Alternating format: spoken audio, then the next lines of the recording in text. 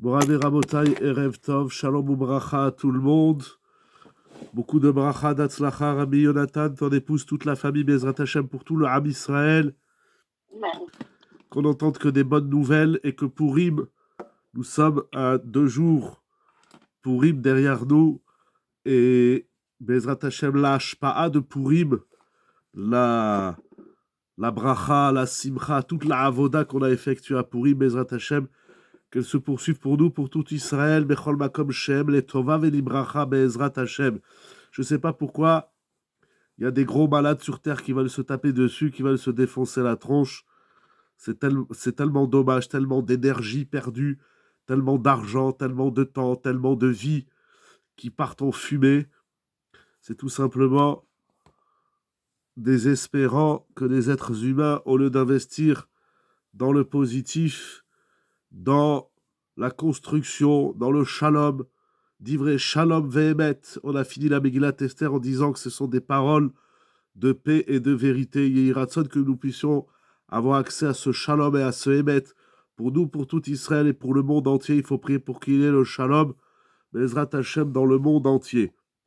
Le limoud de ce soir est dédié pour la réussite de tous les hommes, pour la réussite de chacun, pour la gloire d'Akadosh Baruch Hu surtout, que se manifeste la gloire divine dans le monde, que nous puissions, Bezrat Hashem, nous rapprocher d'Akadosh Baruch Hu, le servir de plus près, le découvrir, le comprendre, le suivre, lui ressembler, et que Bezrat Hashem, Akadosh Baruch Hu, puisse déverser tous ses bienfaits, toute sa bienveillance sur le Ham Israël, Bechol Makom Shem, et sur toutes ses créatures. Amen, Keni Ratzon. Baruch Hashem, ces derniers temps, avec ce qui se passe en Eretz Israël depuis Shabbat Zachor, on est tous rivés sur nos écrans pour suivre les événements, la situation, et de surcroît ceux qui ont de la famille en Eretz Israël, ou des amis, ou tout simplement prendre des nouvelles pour savoir qu'est-ce qui se passe en Eretz Israël, Eretz HaKodesh. Et alors, on suit les médias, on est sur WhatsApp, sur les réseaux sociaux, on parle aux enfants, aux petits-enfants, on s'inquiète, les amis. Et il y a eu, comme vous le savez, un attentat à Beth Shemesh. J'ai des amis à Beth Shemesh, je leur ai envoyé un message. Ils étaient, Baruch Hashem, loin de l'explosion, mais ça leur a fait chaud au cœur que de Nice, on pense à eux. Et on s'est envoyé mutuellement des brachot plutôt que de s'envoyer des missiles et toutes sortes d'explosifs. Alors, Bezrat Hashem, on a une pensée pour tout le monde et que, voilà, on s'est dit, eh ben voilà, on va se river pendant 1 heure, Bezrat Hashem, sur notre écran pour étudier la Torah et grâce, encore une fois, au concours de Rabbi Yonatan, merci beaucoup, et que ça soit la lumière de la Torah, la Yehudi Maïtaora, les Simcha Vesasod Vikar, comme on a dit dans la Megillat Esther. Purim, c'est la Ora. Ora, c'est la lumière. Et la Gemara nous dit Ora zo Torah. Alors, il raconte que par l'étude de ce soir, nous retrouvions tous la lumière qui nous éclaire, qui nous guide, cette lumière de la Torah qu'Akadosh Baruch Hu nous a offerte. Et d'ailleurs, nous allons parler tout de suite de la paracha, puisque dans notre paracha, il est rappelé à la fin du chapitre 31, le don de la Torah, Kadosh Baruch Hu nous a donné la Torah. Il dit Rashi, quelque chose d'incroyable, Kadosh Baruch Hu nous a donné la Torah comme un cadeau. La Torah, c'est un cadeau, c'est une matana. Alors, soyons...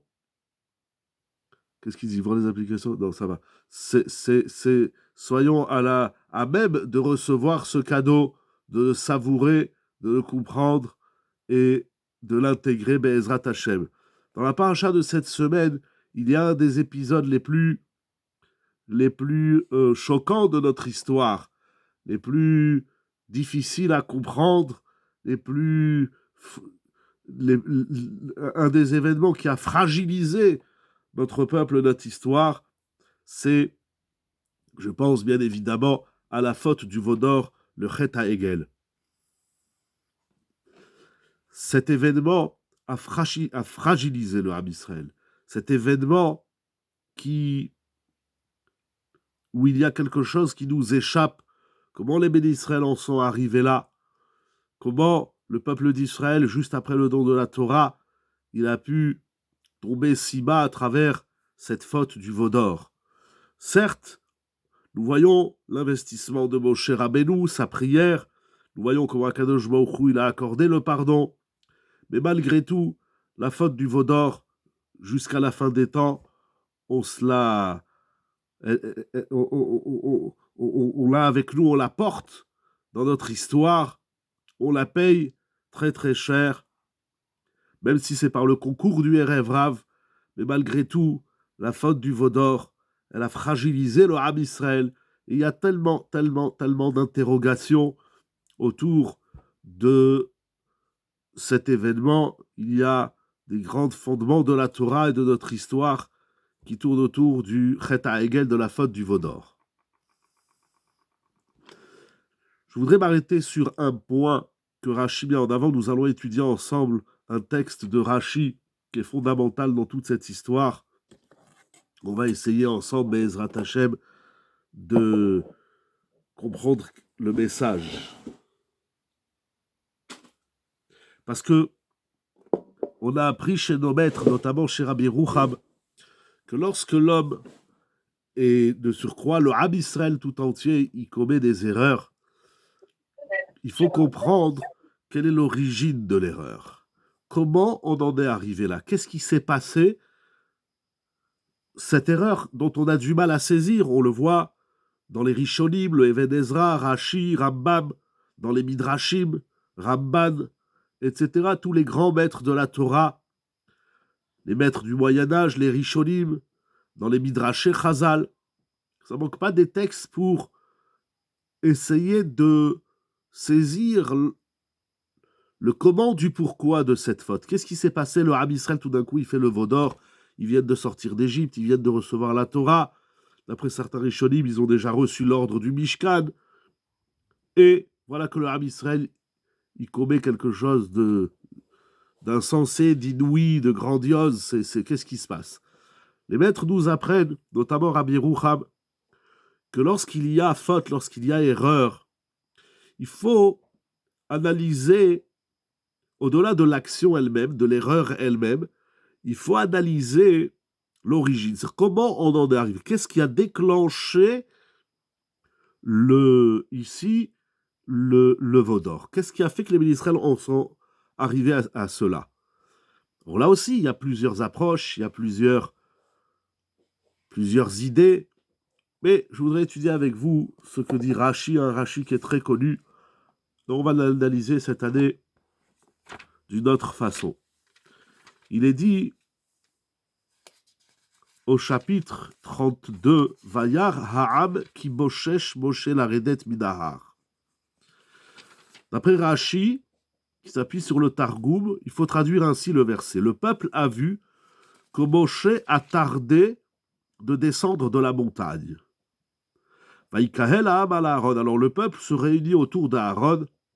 Vayomru elav et ils lui disent, Kum aselanu Elohim, lève-toi et fais-nous des Elohim qui marcheront devant nous, qui zémoche ha'ish asher elanu beret Mitzrayim, car Moshe, cet homme-là qui nous a fait sortir d'Égypte, nous a fait monter de l'Égypte, lo yadanu me'ayalo, nous ne savons pas qu'est-ce qui lui est arrivé.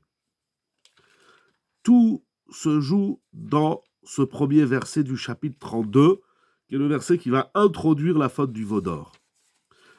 Il y a plusieurs points.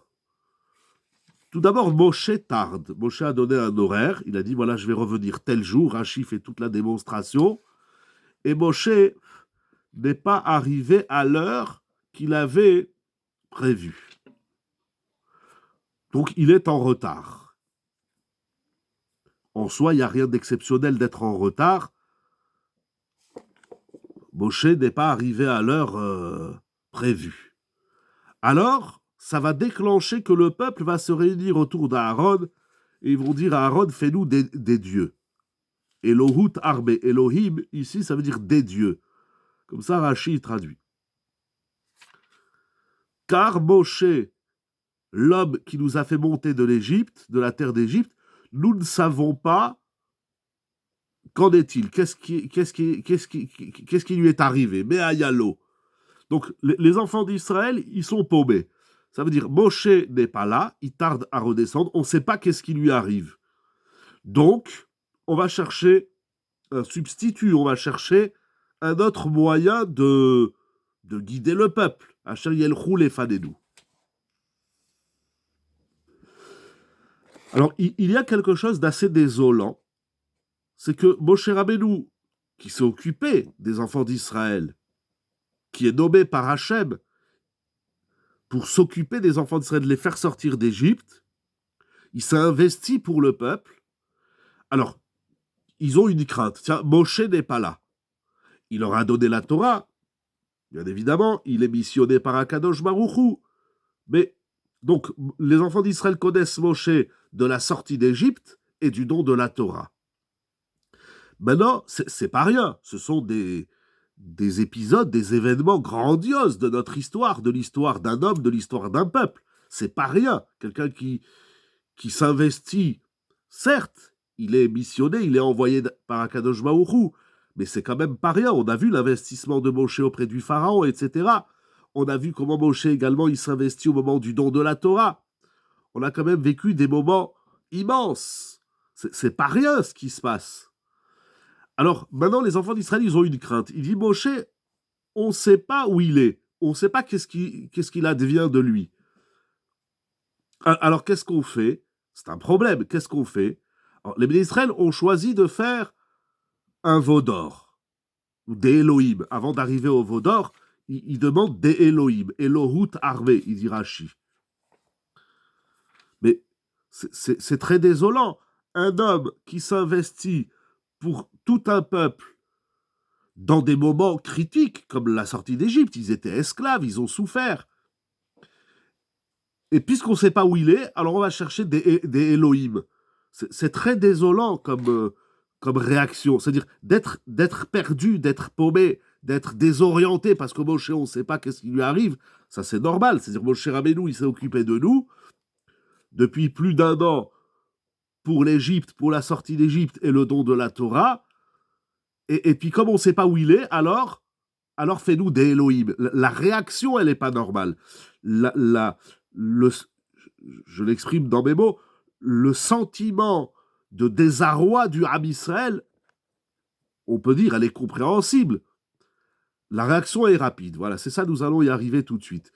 Alors, le sentiment de désarroi, d'égarement, je le comprends. Ça veut dire, un bonhomme, il s'est occupé de nous, ça fait 1 an et demi à peu près.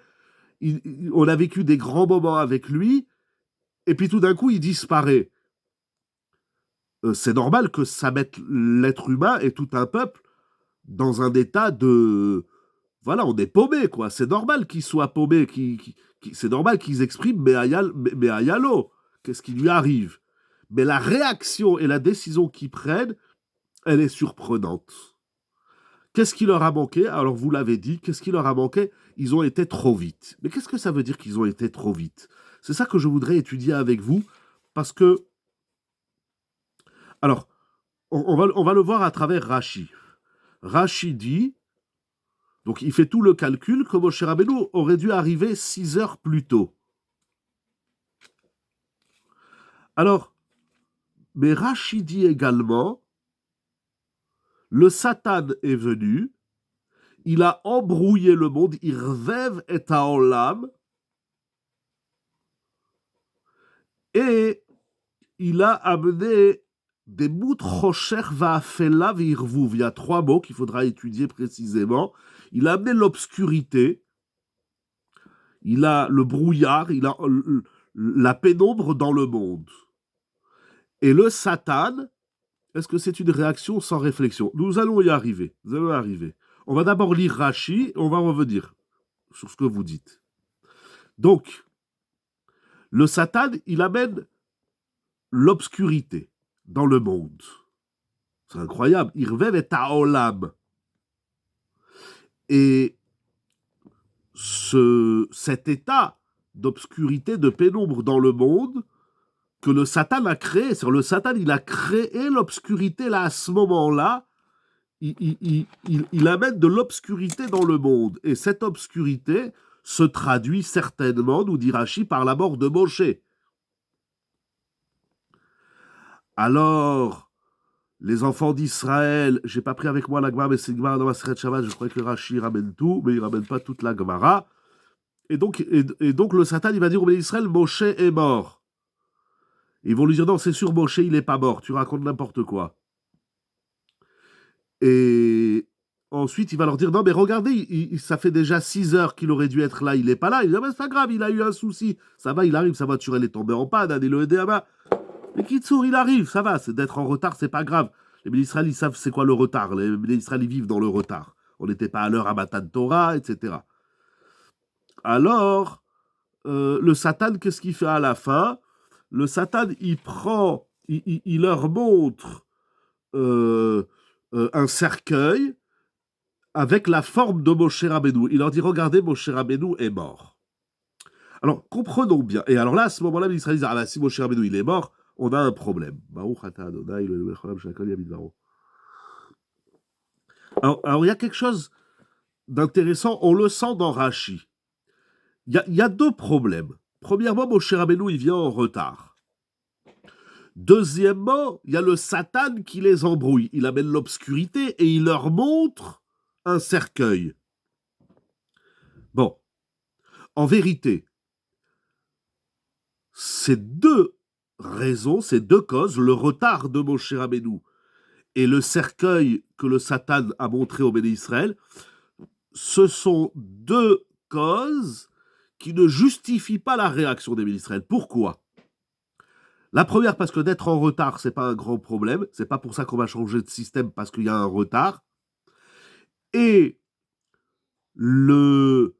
l'illusion dont le Satan plonge le peuple n'est pas non plus une raison. C'est-à-dire, les Béni Israël, ils ont vu des signes. Et toute la question, c'est comment on interprète les signes qu'il y a dans la vie. Il se passe des choses, ah, il y a un signe. Mais les Béni Israël, c'est pas des idiots. Les Béni Israël, ils parlent avec le Satan. Donc, ils savent que le Satan, il est mêlé à cette histoire de la disparition illusoire de Moshe Rabbeinu. Il parle avec lui. La Gemara, au traité Shabbat, Daf Petet Amoud Aleph 89a, elle nous dit qu'il va y avoir une discussion entre les Béné Israël et le Satan.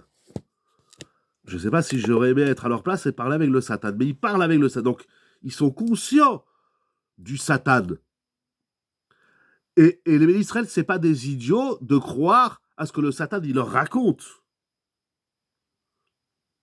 On sait très bien que le Satan ruse, le Satan, il envoie à l'homme des signes, il y a plein de choses qui se passent dans notre vie. Et voilà, maintenant j'entends plus. Allô? Oh non, c'est pas vrai. Allô, mais nous on t'entend, allô? Oh, je t'assure, elle me l'a fait perdre. Oh, allô? j'en ai marre. S'il y a quelqu'un qui peut aider ma mère. Il est insupportable. Je peux même pas l'appeler parce que j'ai le téléphone qui est occupé là sur le Zoom. Allô, tu nous entends? Ça veut dire quoi, il parle avec le Satan? Mais il parle, Rashi dit clairement, regardez Rashi au chapitre 32, verset 1. Amar Lahem, Met Moshe, Amar Lahem. Les Béné Israël, ils parlent avec le Satan, c'est un malach, c'est un ange. Les Béné Israël, ils sont conscients qu'il y a le Satan ici. Et le Satan, il leur montre des images illusoires, parce que de voir un cercueil qui flotte dans le ciel, ok, Moshe Rabbeinu, c'est l'homme de Dieu, Isha Elohim, mais de là, on n'a jamais enterré quelqu'un dans le ciel. Je veux dire, ils ne sont pas dupes, les enfants d'Israël. Le Orach Chaim, heureusement que j'ai retrouvé cette remarque dans le Orach Chaim Akadosh, il dit Loayo osim cheshbon midivrea Satan aramai. Ils n'ont pas de raison de croire, de gober les salades, le discours rusé et mensonger du Satan. Ils sont pas dupes, c'est pas des idiots les Béné Israël. Ils parlent avec ils ont une conscience que ce qu'ils parlent avec le Satan. C'est quoi, ils échangent. Le Satan, il leur dit, Moshe, il n'est pas là, regardez, il vous a abandonné, il est mort. Ils discutent avec lui. C'est incroyable, cette Gemara que Rashi rapporte. Alors qu'est-ce qui se passe? Qu'est-ce qui se passe? Il se passe que les Béné Israël, le Rachel le dit également, il se passe que les Béné Israël, ils ont un double problème. Nous, on peut parler avec un malach. Bien sûr qu'on peut parler avec un malach. Bien sûr, il y a tout un travail, il y a des exercices. C'est pas comme ça, mais bien sûr qu'on parle avec les malachs. Chaque Brit Mila, il y a Eliyahu Hanavi, il faut lui parler, Eliyahu Hanavi. Il y en a qui lui parlent tous les samedis soirs. C'est pas que des chants, on discute avec. Il a son livre, le livre des Tana d'Eliyahu, Veod. Ok. Non, j'entends que ça interpelle. Ça veut dire quoi parler avec un malach? Nous, on voit dans la Torah, Yaakov, il a parlé avec un malach, Avraham, il a parlé avec un malach, etc. Bil'am, il a parlé avec un malach. Les malachim dans la Torah, il y en a plein. Il le voyait ou il parlait avec lui spirituellement. Rashi, il dit qu'il parlait avec lui.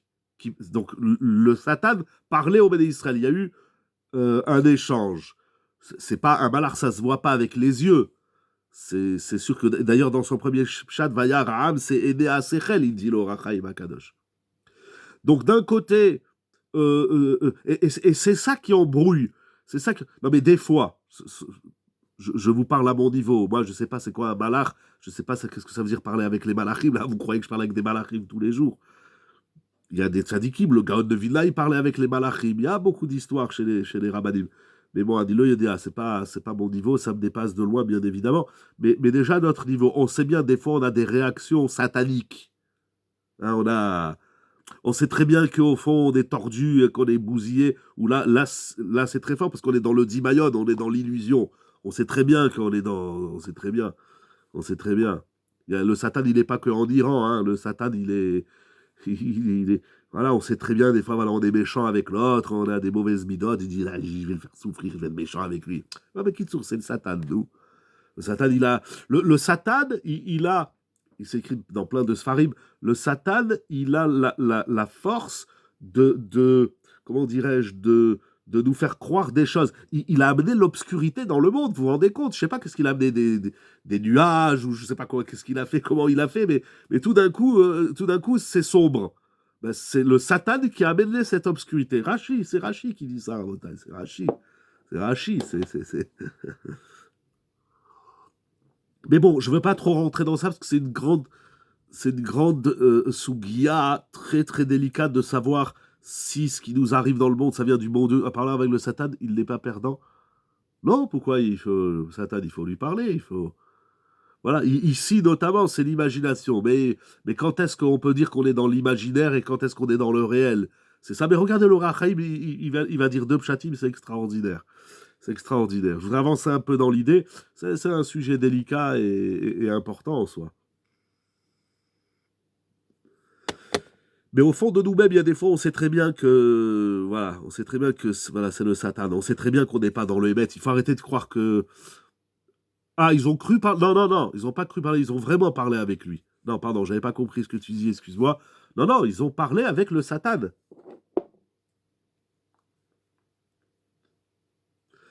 Alors, qu'est-ce qui se passe ici? Alors, ils ont un problème. Alors, ils vont immédiatement chez Aaron et ils lui disent, fais-nous des Elohim. Alors, vous l'avez dit tout à l'heure, c'est quoi parler? Ok, on va avancer un peu. C'est une sougia en soi. Qu'est-ce que ça veut dire parler avec les malachim? Encore une fois, le Satan, c'est un malach. C'est un ange. Alors, oui, mais ils sont 600 000 à lui parler. C'est quoi le problème? Les Avdil, Ben Kodesh, Lechol, Moshe Rabbeinu aussi, il a parlé à 600 000 personnes. Alors, le Rav Yecheskel Nosbacher, dans son livre Adabera Be'edotecha, il dit la chose suivante. Am Israël lo imtid od ktsat zman Moshe yarad mi'ashamayim. Vekvar chatu ve'asu et ha'egel. Il dit le problème des enfants d'Israël, c'est que ils ont pris une décision trop vite. Alors, ce qui est intéressant, donc ils ont manqué de patience, ils ont manqué de savlanout.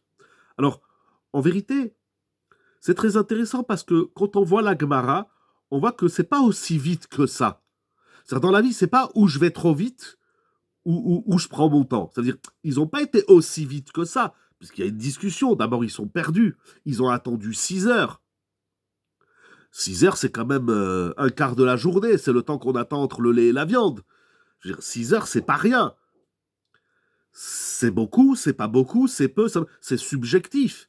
Mais ça s'appelle quand même, il nous dit le Rav ici, ça s'appelle quand même qu'ils ont été trop vite. Ils ont manqué de savlanout. Alors il faut comprendre, ça veut dire, ça a l'air qu'ils ont réfléchi, ils ont discuté avec le Satan. Bon, on n'est pas dupe, on sait que c'est le Satan. De l'autre côté, il y a un vrai problème, c'est le retard de Moshe Rabbeinu. Ils sont pris en sandwich entre un problème réel, entre guillemets, qui s'appelle le retard de Moshe Rabbeinu, et cette discussion et l'état dans lequel le Satan les plonge. Tout ça a créé une irboubia. Tout ça a créé une comment on va dire, une irboubia, c'est-à-dire un mélange, littéralement, dans leur tête, dans leur état d'esprit. Et ça va les conduire à aller trop vite. En vérité, oui, ils n'ont pas assez réfléchi. Et qu'est-ce que ça veut dire? Alors c'est quoi c'est-à-dire, quand est-ce qu'on peut dire dans la vie, j'ai pris assez de... On prend des décisions, on nous dit, t'as été trop vite. Mais c'est quoi trop vite? C'est quoi la limite? Quand est-ce que je peux dire, là, j'ai été trop vite, c'est pas le moment de prendre une décision, il faut que j'attende un peu. Il y a des gens qui prennent des décisions, on leur dit, toi, tu vas trop vite. L'autre, on lui dit, tu vas trop doucement, dépêche-toi. J'aime bien dire, en Israël, il y a 2 formules. Quand vous allez trop vite, on vous dit savlanout, Adoni. Un peu de patience, monsieur. Et quand vous allez trop doucement, on vous dit Yalla, Maher, Enzman, dépêche-toi, il n'y a pas le temps. Mais c'est quoi la limite? Quand est-ce que je peux savoir que j'ai pris assez de temps pour réfléchir, pour... Alors des fois, oui, il faut des décisions très vite. Des fois on n'a pas le temps. Bon, ben, si je sais que j'ai pas le temps, c'est certainement pas le moment de prendre une décision. Alors je vais appeler un Rav, je vais appeler un Chacham, je vais appeler un Tzadik et je vais demander un conseil. Si j'ai pas les moyens, les kelim, si j'ai pas les outils pour prendre une décision, parce qu'il faut aller très vite, des fois c'est pas entre la vie et la mort, mais presque. Des fois voilà, on n'a pas le temps. Des fois il n'y a pas le temps de prendre une décision. Bon, alors on va se référer à un Chacham. Ok. Mais au quotidien, il faut prendre des décisions. Dans son couple, dans sa famille, dans son travail, dans la société, dans la Torah. Il faut prendre des décisions. Alors c'est important. Alors on nous dit, tu as pris une décision, ben c'est normal que tu t'es cassé la figure, tu vas trop vite. C'est la bonne décision qui fait le temps. Non, non, là je dirais le contraire. C'est le bon temps qui fait la bonne décision. Il y a des situations où il faut faire des exercices. Ravolbé nous a appris à faire ces exercices. Il y a des situations, je vous donne un exemple bête, du quotidien peut-être, en tout cas pas de grande chorma. Je sais pas moi, vous devez acheter une voiture, vous devez acheter un frigidaire. Alors, parce que le frigidaire, le four, je sais pas, il a éclaté, il marche plus. Il a fait son temps. Alors, allez, vite, on va dans la journée, on va acheter un frigidaire. Non, on sait bien. Bon, il faut réfléchir une seconde. Il faut comparer les prix, est-ce que ça rentre dans la cuisine, etc. Il y a plein de paramètres. Mais il ne faut pas non plus trop attendre, parce qu'on peut bien attendre 1 jour, 2 jours, 3 jours, allez, je sais pas, 1 semaine. Mais on ne peut pas rester 1 mois sans frigidaire. Aujourd'hui, c'est compliqué dans notre société. Alors, bon, ça c'est fastoche, c'est des trucs de... Mais il y en a, non, c'est tout de suite. Allez, il sort de la maison, ou il va sur son ordinateur, et puis il commande un frigidaire. Bon, c'est pas comme ça, 1 seconde. Je sais pas, prends une journée de réflexion, de comparatif, des prix, des marques, des couleurs, etc. Comme ça, c'est un petit truc bidon. Il y a des trucs dans le couple. Il y a des gens qui divorcent très vite. Il y a des gens... j'ai un ami qui a divorcé il y a déjà de ça quelques années, mais quand je l'ai su, avant qu'il divorce, quand j'ai su qu'il était séparé de sa femme, je lui ai dit, mais pourquoi tu divorces si vite? T'es pas pressé de divorcer? Oui, ça fait des années, je souffre. Bon, d'accord, j'écoute, moi je viens de l'apprendre. Alors viens, on essaie de faire un travail. Je lui dis, tu peux divorcer dans 6 mois, laisse-moi 6 mois, dans 6 mois on verra. Je lui dis, laisse-moi 3 mois, t'es pas pressé de divorcer tout de suite dans 1 heure. Il y a des gens, c'est le contraire, ils se marient en 1 heure. Alors, la question c'est de savoir, c'est quoi le paramètre qui va dire, ah, là c'est le bon moment pour prendre une décision. Voilà. Alors, la première, nous allons voir, Bezrat Hashem, ensemble, on va essayer ensemble de voir quand est-ce qu'on peut dire non, là désolé, c'est pas le moment, c'est pas encore le moment. Il y a une maturité, il y a une gestation, il y a même un état. Bon, nous allons voir tout ça, nous allons voir. La première chose, le temps de la bonne décision, alors très bien, il est relatif, c'est juste. Le temps de la bonne décision est relatif. Ça dépend de chaque personne, ça dépend de chaque situation. Il y a des choses, il nous faut 1 jour, il y a des choses, il nous faut 2 jours, il y a des choses, il nous faut 1 an, il y a des choses, il nous faut 2 ans, etc., etc. C'est vrai. Mais il nous faut quand même une clé de travail pour dire, tiens, là, je sens que je suis mûr pour prendre une décision. Je n'ai pas dit que le temps va nous permettre de prendre la meilleure décision, mais celui qui ne prend pas le temps de réflexion, c'est clair qu'il ne prendra pas une bonne décision. Ça, c'est badaï. Alors, la première chose qu'on a déjà dans le Passouk, c'est que, on peut le lire comme ça, je vous propose une lecture, c'est que dans ce verset, il est dit la chose suivante. D'abord, ils se réunissent autour d'Aaron et ils disent à Aaron qu'est-ce qu'il doit faire. Ils disent à Aaron, fais-nous des Elohim. C'est pas comme ça qu'on fait. Quand on a un problème, on dit pas à l'autre, fais ça pour régler mon problème. Ça déjà, imaginez une personne qui est malade, elle va chez le médecin et elle dit au médecin, bon, prescrivez-moi ça, ça et ça. Il dit, madame, monsieur, vous n'allez pas me dire qu'est-ce que je dois vous prescrire. Vous venez avec votre problème. Maintenant, le médecin, lui, il va diagnostiquer et il va proposer un remède. Mais je ne dis pas au médecin, prescrivez-moi ce remède. C'était pas à eux de dire qu'est-ce qu'il faut faire. Ce qu'on a le droit de dire, c'est qu'on a un problème. Mais on n'a pas le droit de dire tout de suite la solution. On ne dit pas la solution. Bon, Moshe tarde et ils disent à Aaron qu'est-ce qu'il doit faire.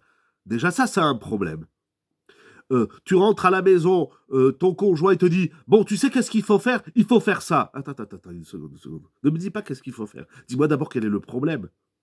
Ensemble, on va réfléchir, on va analyser et on va trouver la solution. Mais on n'impose pas une solution. Ça, c'est leur première erreur. Leur deuxième erreur, c'est qu'ils parlent du problème après avoir parlé de la solution. Ça veut dire que si on lit bien ce verset, ils disent à Aaron, fais-nous des Elohim, car on ne sait pas qu'est-ce qui s'est passé avec Moshe. Donc, c'est-à-dire qu'ils ont précédé leur proposition, qu'ils ont imposée d'ailleurs à Aaron, ils imposent à Aaron une solution avant même de parler du problème. Vous me suivez? Ils auraient dû dire, Vayomru, ils ont dit à Aaron, Aïch Moshe, Loyadanu Mayalo, on ne sait pas qu'est-ce qui est advenu de Moshe, problème, solution, fais-nous des Elohim. Mais eux, ils parlent de la solution avant même de parler du problème. C'est dramatique. Il y a des gens qui disent, bon, dorénavant, on fait comme ça. Mais pourquoi tu m'imposes quelque chose? Pourquoi tu vas me dire qu'est-ce qu'il faut faire? Dis-moi d'abord, c'est quoi ton problème? Vous allez, une personne, je reprends l'exemple du médecin, une personne va chez le médecin et dit, prescrivez-moi tel médicament. Il va dire, attendez, excusez-moi, d'abord dites-moi c'est quoi ton problème? Parle-moi de ton problème. Vous comprenez, il y a ici 2 problématiques. C'est qu'ils ont inversé, ils ont proposé, ils ont imposé une solution avant même de parler du problème. Ils ont confondu vitesse et précipitation, on peut le dire comme ça. Exactement. On peut le dire dans ces mots. Donc, mais c'est-à-dire ils imposent une solution avant même de parler du problème, alors qu'ils auraient dû dire « Aaron, on a un problème, Moshe, il a disparu ». Parle d'abord du problème. Il faut bien saisir l'enjeu du problème. Après, on va proposer des solutions. Deuxièmement, Bichlal, qui c'est qui t'a permis de dire une solution? À partir du moment où tu es dans la confusion, alors, c'est-à-dire qu'en vérité, ils auraient dû dire à Moshe, et pardon, à Aaron, ils auraient dû lui dire, on ne sait pas qu'est-ce qui est advenu de Moshe Rabbeinu, qu'est-ce qu'on fait? On te suggère nous avons une solution à proposer. Mais c'est pas on vient, on dit c'est comme ça, point barre. C'est-à-dire qu'ils ont fermé toute autre perspective que celle qu'ils ont décidé eux. Et ça, c'est dramatique. Il y a des gens qui vivent comme ça au quotidien, dans leur couple, dans leur travail, dans leur ci, dans leur ça, dans leur yeshivot, dans leur mekomot. C'est dramatique. On n'avance pas et on fait le vaudor, le Reta Hegel. On fait des choses qu'il ne faut pas faire. On a le droit de dire ça va pas. On a le droit de dire on a un problème, on est confus, Moshe a disparu. C'est une réalité. Ça fait 6 heures qu'on l'attend. On est paniqué. On a parlé avec le Satan. Il nous embrouille. On ne sait plus où on est. Troisième point que nous voyons en rappelant ce qu'il dit Rashi, c'est quand tu es embrouillé, ne prends pas des décisions. Alors comment on fait? Alors nous allons voir, Bezrat Hashem, dans des mots très très puissants, exceptionnels. Ravolbe, Alava Shalom, dans Aleshur Chelek Bet, de la page 213, deuxième volume, de la page 213 à la page 224, donc de la page 213 à la page 224, il parle de la savlanout. Alors, vous imaginez bien, 6, 8, 10, 12, donc 12 pages sur la savlanout. Vous imaginez bien que c'est pas en à peu près 12 minutes qui nous reste qu'on peut synthétiser tout ce qu'il dit. C'est extraordinaire. D'abord, le premier chidouche que dit Ravolbe, mais quelques points nous allons voir ensemble qui vont nous aider à trouver des clés pour travailler la savlanout. C'est un exercice. Le monde d'aujourd'hui est pressé. Le monde d'aujourd'hui, il faut tout avoir en un clic. Mais on sait très bien que les choses qu'on a en un clic, eh ben, ça finit par des claques. Hein, ça fait clic-clac. Ok, c'est pas comme ça. On ne fait pas des enfants en 9 minutes. Il faut 9 mois. On ne monte pas des sociétés dans le business en 9 minutes. Il faut du temps. Tout ce qui vient sur Terre, on ne fait pas pousser des fruits et des légumes en 4 minutes et demie. C'est pas comme ça. Ça prend des mois et des années pour qu'un arbre pousse et qu'il donne ses fruits. Ça prend des années pour bâtir des maisons et ça prend des années et pour créer une société. Les choses ne se font pas en un claquement de doigts. Mais la société d'aujourd'hui, en vérité, c'est pas que la société d'aujourd'hui, c'est juste que la société d'aujourd'hui, elle n'a pas évolué. Elle est restée infantile. Je m'explique. Pardon. Cet état de l'être, de vouloir des choses tout de suite et maintenant, c'est une réaction infantile. C'est les enfants qui sont comme ça. Un enfant, quand il a faim, il faut lui donner à manger tout de suite. Quand il a fait ses besoins dans sa couche, il faut le changer tout de suite. Quand il est fatigué, il faut qu'il aille dormir tout de suite. Alors les parents sont là pour l'apprendre. Non, c'est pas tout de suite. Tu attends. Maman, elle est au téléphone. Papa, il est en havruta, etc. Ça prend... Et puis même si tu as faim, le temps qu'on fasse à manger, ça prend du temps. Toute chose, Akshborou, il a créé le monde de telle façon où toute chose. Alors si c'est comme ça pour les choses qui sont matérielles, qui sont basiques dans la vie du quotidien, à plus forte raison que ça doit être comme ça dans le sérel, dans la réflexion. La paracha nous parle aussi beaucoup, et on l'a vu aussi dans la Megillat Esther, parle beaucoup de Mahashavat Aman. Aman, c'était un bonhomme qui pensait, tordu, mais il pensait. Il avait au moins cette qualité, Mahashevet Aman, c'est écrit plusieurs fois dans la Megillat Esther. Il pensait.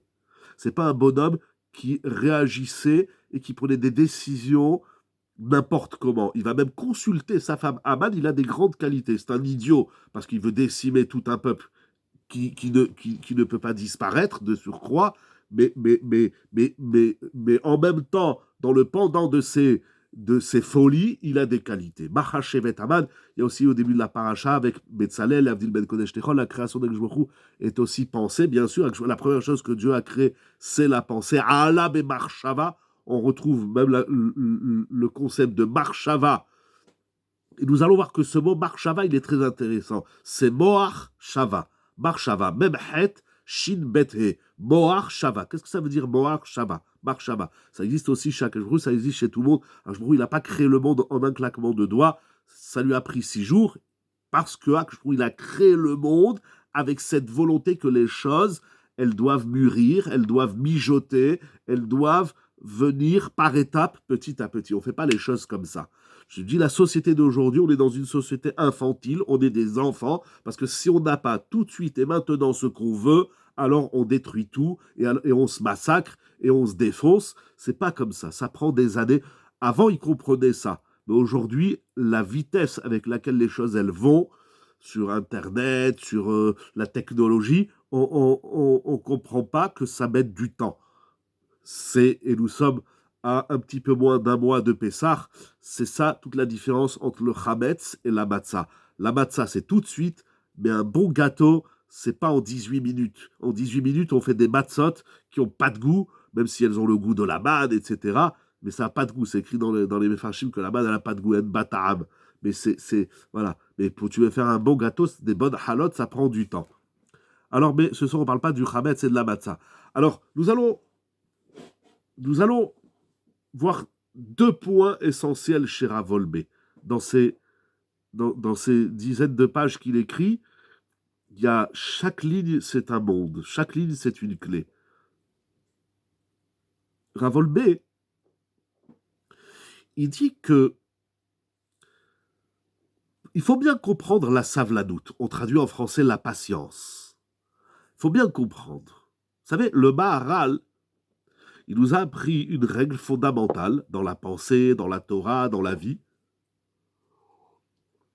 Si on veut bien comprendre quelque chose, si on veut bien comprendre une idée, si on veut bien comprendre un élément de la vie, il faut savoir dire quel est son contraire. C'est ce que le Maharal il appelle les hefechim, les opposés. Si tu veux bien comprendre c'est quoi le blanc, il faut que tu comprennes c'est quoi le noir. Si tu veux comprendre le noir, il faut que tu comprennes le blanc. C'est-à-dire qu'on va bien saisir une chose lorsqu'on la met face à son contraire. Quel est le contraire? Je vous pose la question. Celle qui veut tenter une réponse avec plaisir, c'est quoi l'opposé de la savlanout? Comment s'exprime une personne qui n'a pas de patience? Qu'est-ce que vous en pensez? Bon, on va avancer. Attendez, excusez-moi. La gaava, l'orgueil. L'orgueil. C'est pas ce que Rav Wolbe... On pourrait lui trouver plein d'opposés à la savlanout. Rav Wolbe dit un grand chidouche. Attendez, je vais remettre bien l'écran, excusez-moi.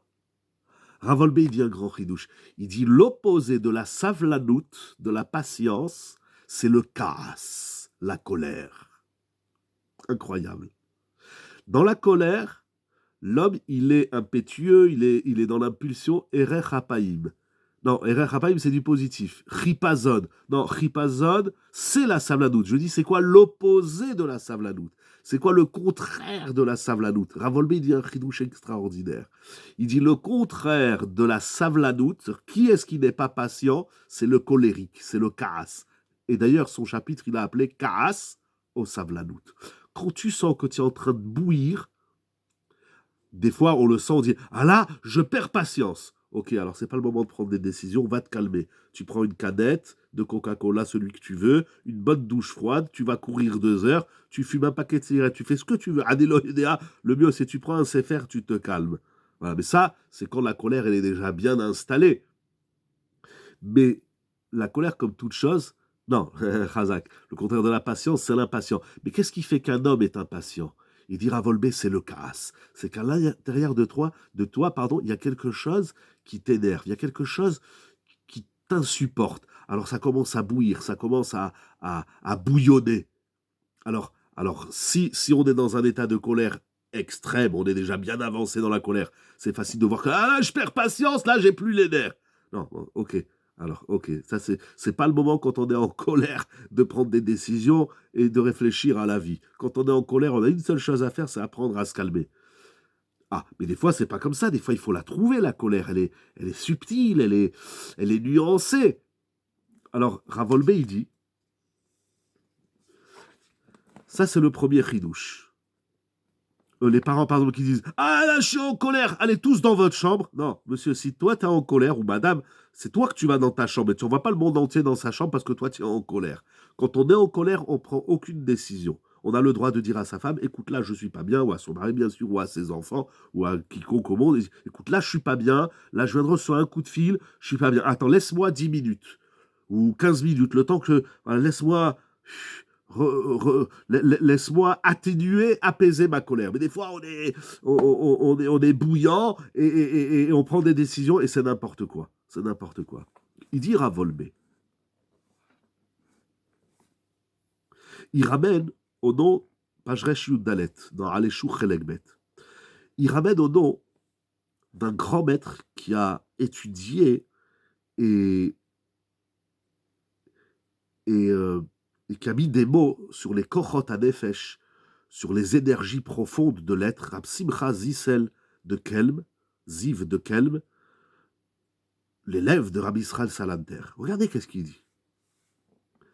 Mi'iten venitragel bemidat hasevel. Fasse Dieu qui nous donne la possibilité de nous habituer à la qualité de la patience. Il faut s'habituer. C'est tout un travail. C'est pas « Oh, tu es en colère, calme-toi, retrouve ta patience, là, tu as mis tout le monde en colère. » Non, c'est pas comme...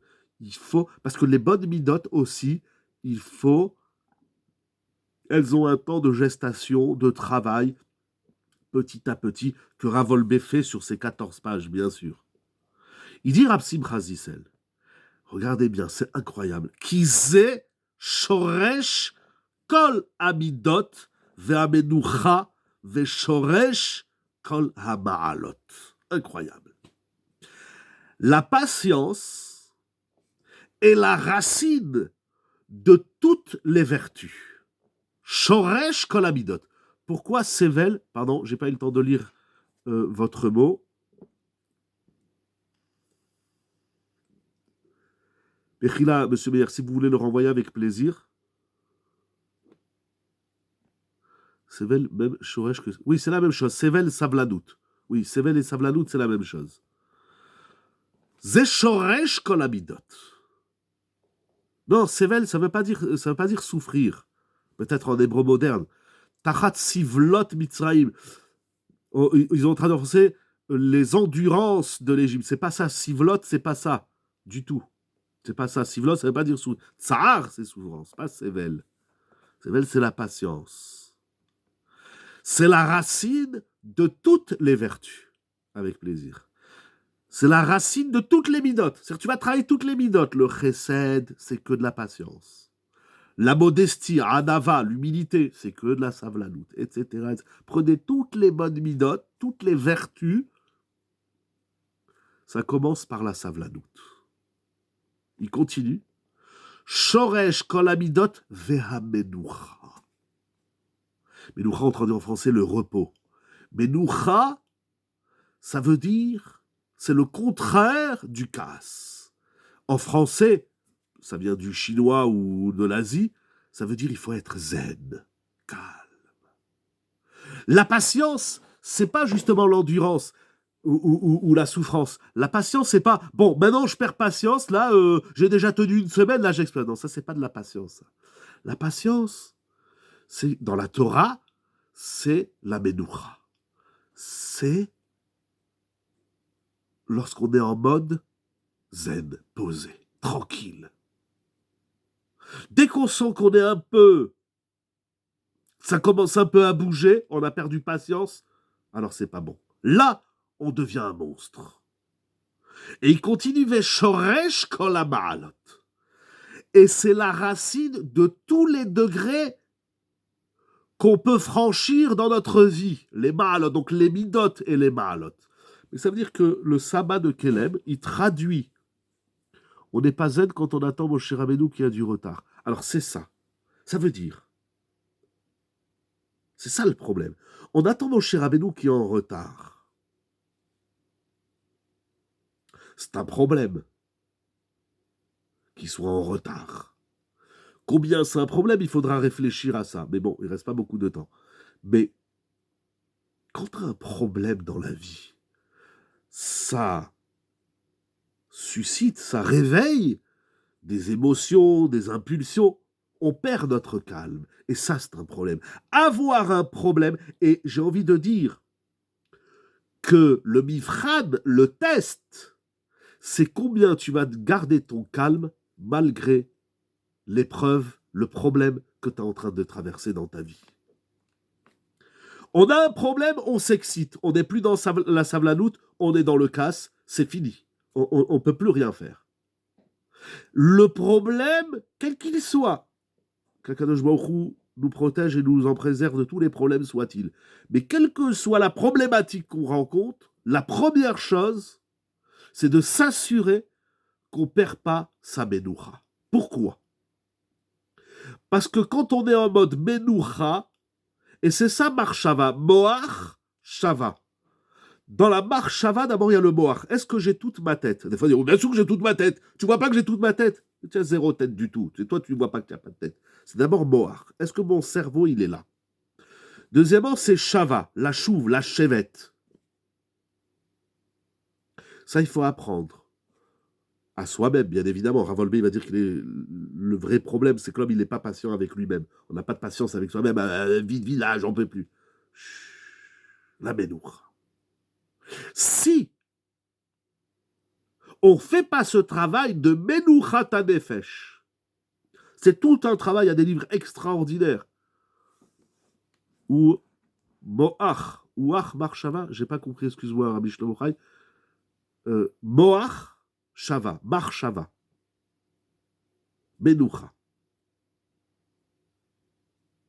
C'est pas Moachdou, non, c'est pas. C'est la Menoucha. Si on fait ce travail de Menouchat hanefesh, alors on a toute sa tête. Sinon, on reste dans le problème. Pourquoi ? Parce que si je prends Ouah, Moachshava, exact. Parce que si je prends une décision quand je ne suis pas en mode Menoucha, alors je ne fais qu'amplifier le problème et je vais m'attirer encore des problèmes. C'est mieux de rester dans le problème initial, merci, c'est mieux de rester dans le problème initial plutôt que de s'inventer des nouveaux problèmes qui viennent ni du bon Dieu, et c'est ça le Satan. Le Satan, il dit « Oh, vous avez un problème, ne restez pas comme ça !» Il nous a tué notre Menoucha. C'est ça l'aïr vous vient.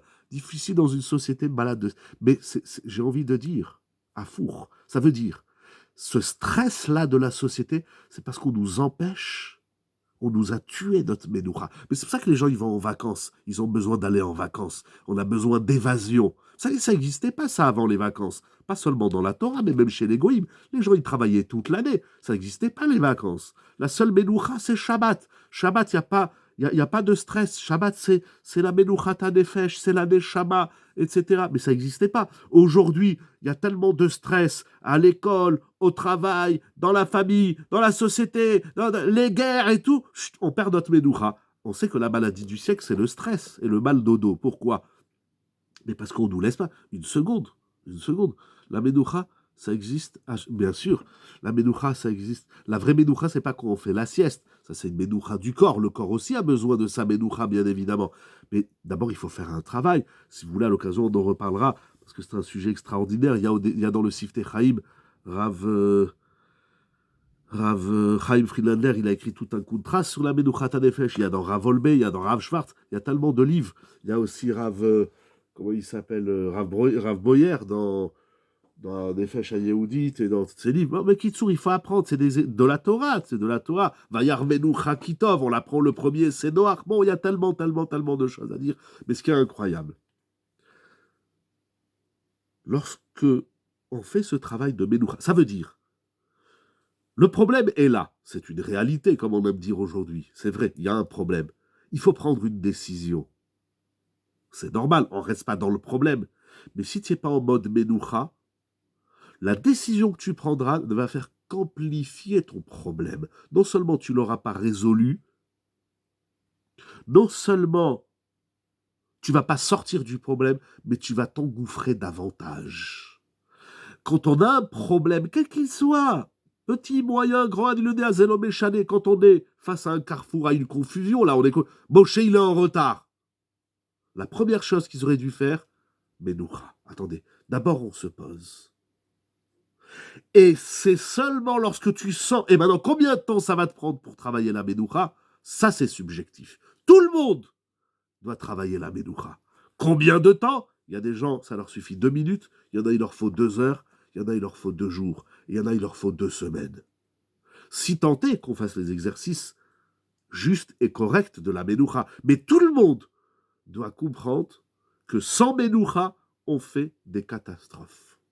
La Ménoucha, c'est elle qui nous permet d'avoir ce Yishuadat, Moach Shava, Mar Shava. C'est elle qui nous permet d'avoir toute notre tête, toutes nos émotions, toute notre tête, Moach Valev, notre tête. Qui avait cette qualité? Tous les Gdolim, tous les Tzadikim. Moi, personnellement, tous les Rabbanim que j'ai rencontrés dans ma vie, que ça soit Rav Wolbe à la Shalom, que ce soit Rav Rosenberg à la Shalom, ça fait 7 ans qu'il nous a quittés, c'était avant Purim, une semaine avant Purim, le 7 Adar. Tous les Rabbanim que j'ai connus, là je suis en contact avec des Rabbanim, on a des fois des situations, on a besoin d'être orienté, on a besoin de aura, on a besoin de lumière. Voilà. J'ai appris ça chez mes maîtres, beaucoup chez Rav Wolbe. Moi, c'est essentiellement chez Rav Wolbe. Je vous dis, il écrit 14 pages, et il nous donne des exercices. Il faut apprendre.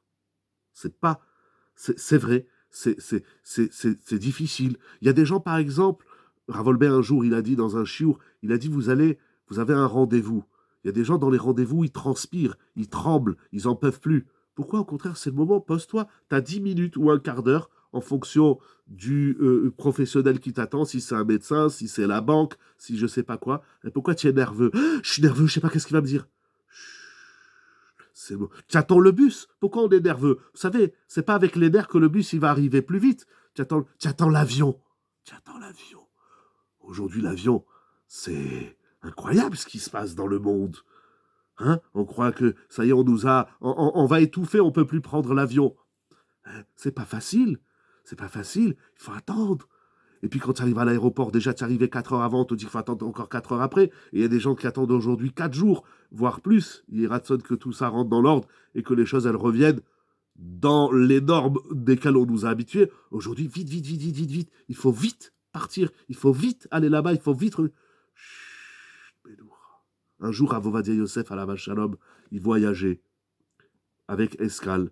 Et puis l'avion, le premier, il a eu du retard. Donc il a perdu l'escale.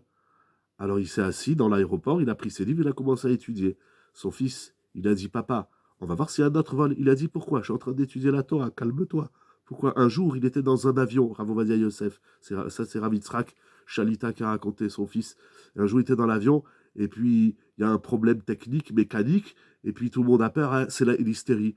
Alors Rav Yitzhak Yosef, il se tourne vers son père, vers Rav Ovadia Yosef, il lui dit, papa, l'avion, il risque de s'écraser. Il dit, laisse-moi tranquille, je suis en train d'étudier la Torah. Pourquoi tu m'enlèves ma Menoucha? Qu'est-ce que tu veux? On va s'exciter, ça sert à quoi? Tu crois on va s'exciter, l'avion, il va repartir comme un bel oiseau, comme un aigle, et comme je sais pas, un rossignol. Je suis en train d'étudier, pourquoi tu m'enlèves ma Menoucha? C'est assourd.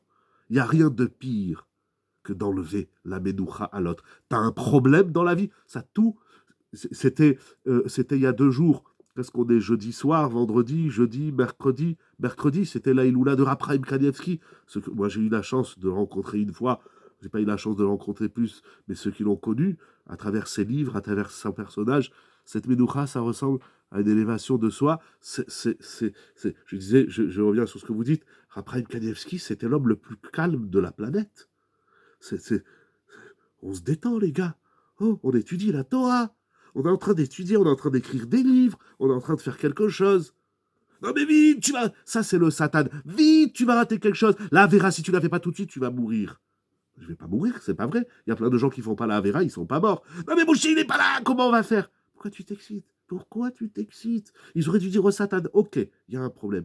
Pourquoi tu t'excites? C'est l'élévation de soi. Alors c'est vrai, le sabbat de Kelem, il a dit, c'est le sabbat de Kelem, il a dit, c'est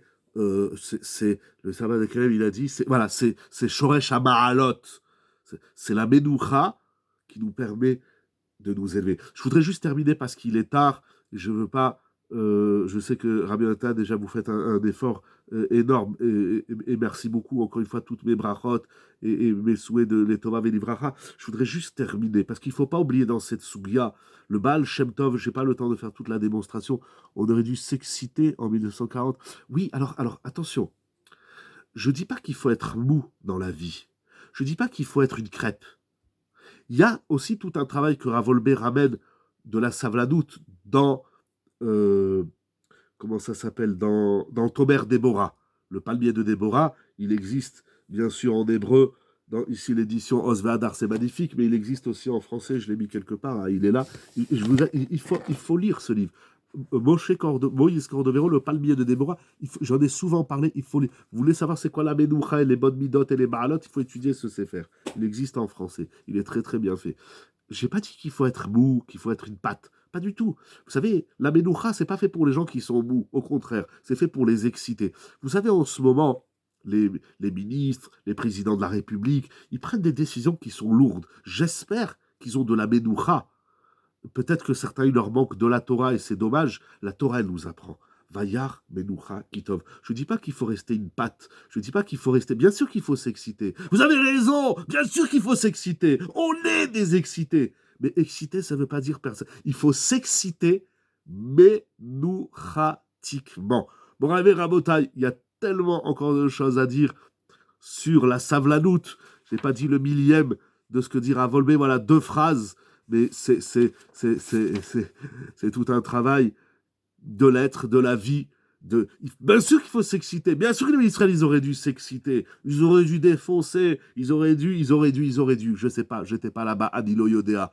Et il y avait des Gdolim et des Ktanim. Il y avait toutes les tailles du Ham Israël. Et c'était des décisions très lourdes et de conséquences très très lourdes pour eux-mêmes et pour la communauté, pour le Ham Israël. C'est très... Qu'est-ce qu'ils auraient dû faire, Adilo Yodéa? Qu'est-ce que nous, on doit faire aujourd'hui avec tout ce qui se passe dans notre vie privée, dans notre vie de famille, dans notre vie de communauté? Mais vous savez combien de fois les gens ils me disent « Non, c'est vrai, c'est toi le rave, mais moi, à ta place, j'aurais pas fait ça. » Il n'y a pas de problème. Ou tu prends ma place, tu deviens le rave, ou tu vas t'ouvrir ton macom.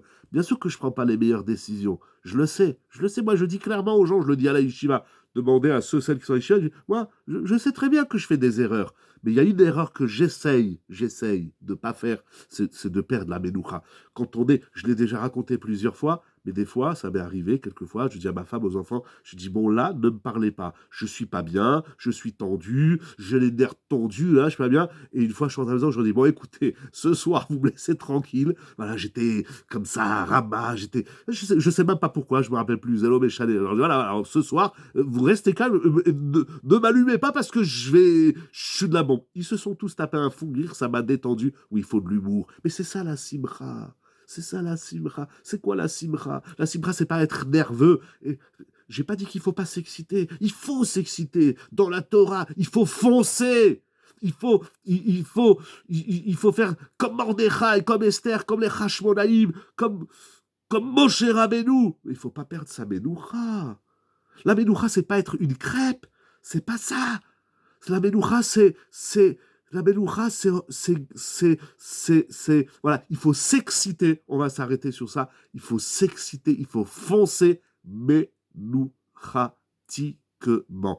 Bon, Rabotai, je vous dis Shabbat Shalom, bracha vatzlacha, des cascades de brachot, mi shemerach avotenu akdoshim atorim, הוא יברך את אחינו יושבי ארץ ישראל ואת אחינו שבגולה כקדוש ברוך הוא ייתן לו שלום dans le monde, la simcha dans le monde, la yudim, aïta, ora, vesimcha, vesasadvika, que ça se réalise mamash tout de suite et maintenant pour nous, pour tout Israël, que Kadosh Baruch Hu, il nous déverse de la bracha dans tout, dans la richesse, dans la santé, dans le bonheur, dans le sourire, Moraï Verabotai. C'est pas parce que tu as un problème que tu peux pas sourire. Sourions avec, on doit être des enragés calmes.